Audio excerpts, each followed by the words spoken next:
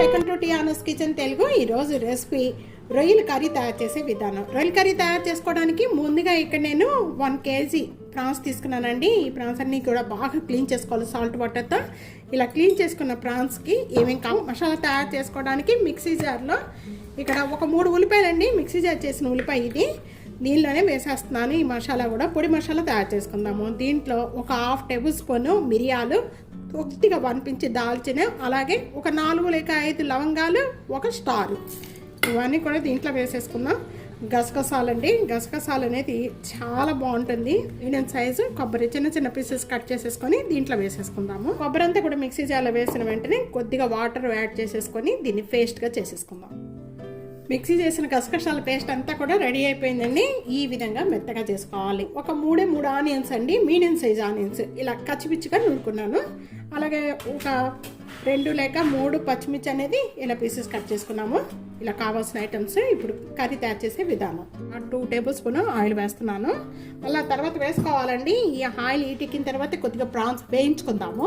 వేయించుకొని కర్రీ తయారు చేసుకోవడం వల్ల చాలా టేస్ట్గా ఉంటుంది. ఇంత కూడా బాగా కాయిపోయింది. కాయిపోయిన వెంటనే ఇప్పుడు మనం ఇదిగోండి క్లీన్ చేసుకున్న ప్రాన్స్ అన్నీ కూడా దీంట్లో వేసేసుకుందాం.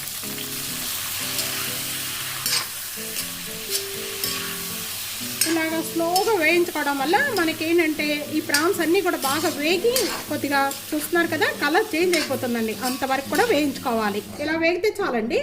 ఇలా వేగిన వెంటనే కూడా ఇవన్నీ ఒక బౌల్లో వేసేసుకుందాం.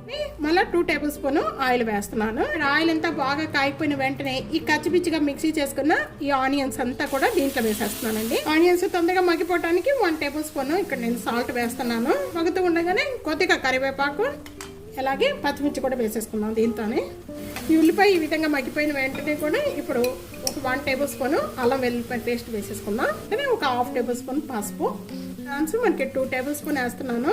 1 టేబుల్ స్పూన్ రోస్ట్ చేసిన ధనియా powder, 1 tablespoon garam masala powder, 1/2 tablespoon జీరా పౌడర్.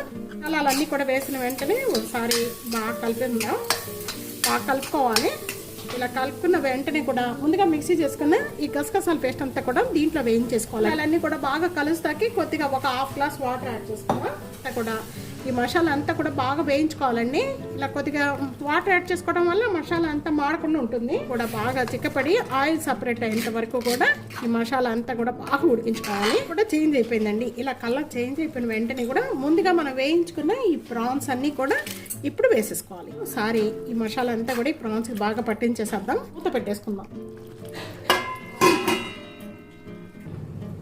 ఇప్పుడు మూత ఓపెన్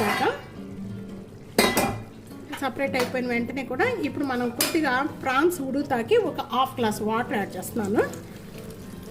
మసాలా అంతా కూడా బాగా వేగిపోయిందండి. మంచి స్మెల్ వచ్చేస్తుంది. ఇలా మూత పెట్టేసుకుందాం. మూత పెట్టేసేసుకొని కుక్ చేసుకుందాం ఒక 3 మినిట్స్ వరకు కూడా. ఇప్పుడు 3 మినిట్స్ అయిపోయాక ఓపెన్ చేద్దాం. చూస్తున్నారు కదా గ్రేవీ ఇదిగోండి ఇలా ఉంటే చాలండి. కొద్దిగా ప్రాన్స్ కూడా బాగా ఉడికిపోయాయి. గ్రేవీ ఇలా ఉందనుకోండి చక్కగా అన్నిట్లో కూడా బాగుంటుంది. కొద్దిగా కొత్తిమీర వేసేసుకొని దించేద్దామండి. ఇంకా ట్రై చేసి మీకు ఎలా ఉందనేది కామెంట్స్లో తెలియచండి. వీడియో నచ్చితే కనుక ఫ్యామిలీకి friends video share and like comment subscribe చేసుకోవడం అస్సలు మర్చిపోద్దు friends. Thank you for watching.